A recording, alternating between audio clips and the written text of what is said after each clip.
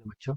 Let's read this question. So this question says, in a surface tension experiment with a capillary tube, water rises up to 0.1 meter.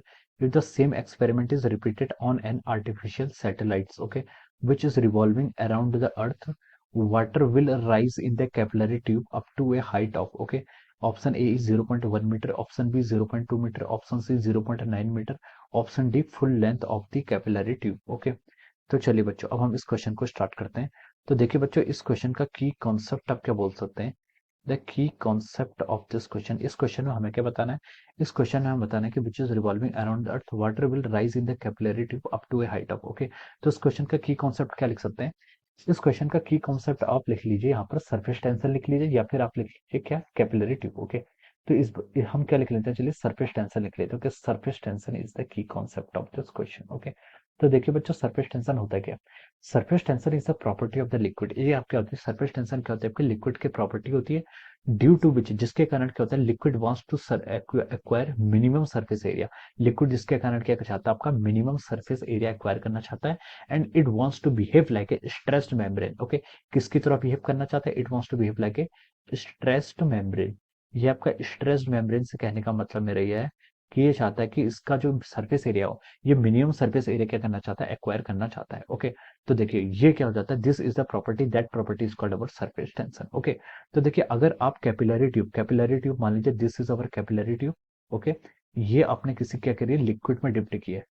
Question में हमसे बोला water, question में हमसे water बोला, तो चलिए हम वाटर में इसको क्या कर लेते हैं, डिप कर लेते हैं, okay. This is the capillary tube. ये आपने क्या किया, देखिए ऐसे वाटर में क्या किया, डिप किया, okay. This is the water का लेवल है, और आपने इस तरीके से क्या कर रखा है, इसको कैपिलरी ट्यूब को यहाँ पर ऐसे डिप किया हुआ है, okay. This capillary tube is dipped, आपने क्या किया, इसको वाटर में डिप किया, ओके। तो देखिए इस पे क्या होता है, इसमें क्या होता है, rise of the level of water, water के लेवल पे क्या होता है, राइज होता है, ओके। जब हम क्या करते हैं, ये कैपिलरी ट्यूब को वाटर में डालते हैं, तो यहाँ क्या होता है, rise in the level of the water, water के लेवल में राइज होता है। और मान लीजिए आपका एच हाइट तक जा रहा है, ओके। लेट जो आपका राइज इन द वाटर होता है, जो आपका rise of water in the capillary tube है, वो क्या आपका एच के equal, okay, up to height H जा रहा है, ओके। तो देखिए बच्चों, इस पर कौन कौन से फोर्स लगेंगे, इस पर जो फोर्स लगेगा, एक तो आपका एच डी एल लगेगा। कौन कौन से फोर्स लेंगे यहाँ पर, देखिए अगर आप यहाँ पर फोर्स कैलकुलेट करेंगे, तो आपका ये फोर्स लगेगा, okay. This is H D L, okay. ये आपका एच डी एल होता है, यहाँ पर देखिए ये एंगल कितना, theta angle, contact angle, this angle theta, okay. तो सिमिलरली ये फोर्स यहाँ पर से आपका लगेगा, एच डी एल लगेगा, ओके। ये आपका क्या, this is the force of surface tension, ये आपका सरफेस टेंशन का फोर्स है, ओके। ये एंगल थीटा, तो ये एंगल भी थीटा हो जाएगा, दिस एंगल थीटा।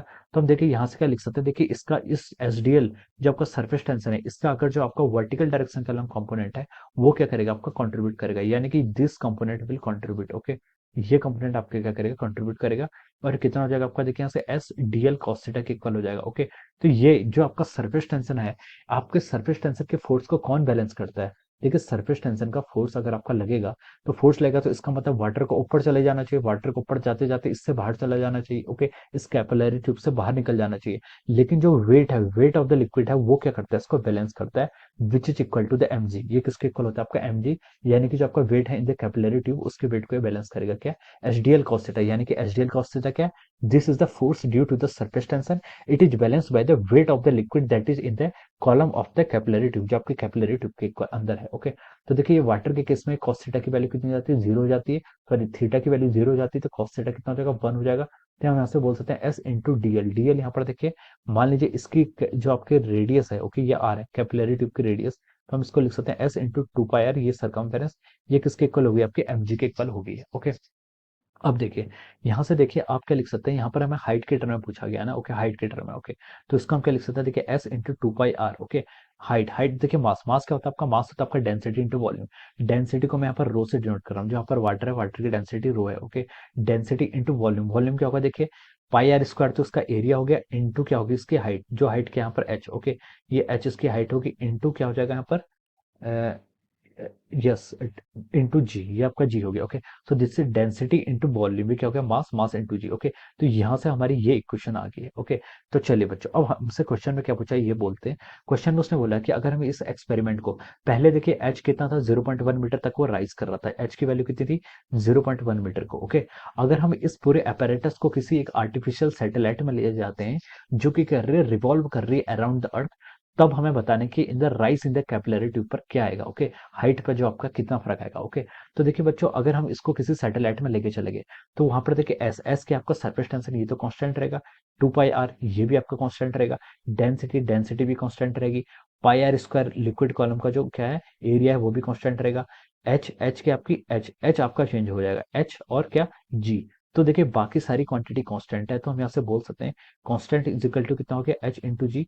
यानी कि जो आपका एच है, एच किसके इनवर्सली प्रोपोर्शनल आपके 1/जी के। ओके, आपकी जो एच की वैल्यू है आपके जी के वैल्यू के क्या है इनवर्सली प्रोपोर्शनल। ओके, तो देखिए जब हम सैटेलाइट में जाते हैं, जब हम क्या करते हैं आर्टिफिशियल सैटेलाइट में आते हैं, यानी कि हम away from the earth surface जाते हैं, तो हमारी जी की वैल्यू क्या होती है आपकी डिक्रीज होती है। जी की वैल्यू डिक्रीज होगी तो क्या होगा एच की वैल्यू क्या होगी इंक्रीज होगी। ओके, तो देखिए जी की वैल्यू क्या होगी डिक्रीज होगी तो एच की वैल्यू इंक्रीज होगी, तो हम बोल सकते हैं यहाँ पर क्या होगा जो rise in the capillary tube, जो आपका कैपिलरी ट्यूब में वाटर का लेवल है वो क्या करेगा आपका राइज करेगा, क्या करेगा राइज करेगा। ओके, और देखिए कितना राइज करेगा इसमें हम बोल सकते हैं, देखिए अगर हम इसको स्पेस में ले जाएं तो जी की वैल्यू कितनी हो जाती है 0 हो जाती है, तो हाइट कितनी हो जाएगी यहाँ पर इन्फिनिटी। यानी कि ये इन्फिनिटी तक मतलब ये आपकी full length of the capillary tube तक क्या करेगा राइज करेगा, ओवरफ्लो नहीं करेगा। कहां तक करेगा फुल लेंथ तक आप कैपिलरी ट्यूब की क्या करेगा ये राइज करेगा। Okay, so this will be the answer of this question, तो हम यहाँ से बता सकते हैं। ओके, तो जो अगर आप इस पूरे अपैरेटस को एक आर्टिफिशियल सैटेलाइट यानी कि इसमें ले जाते हैं जहां पर आपकी जी की वैल्यू क्या जाती है लेस हो जाती है, वहां पर आपका क्या होता है हाइट, जो आपकी हाइट है वाटर की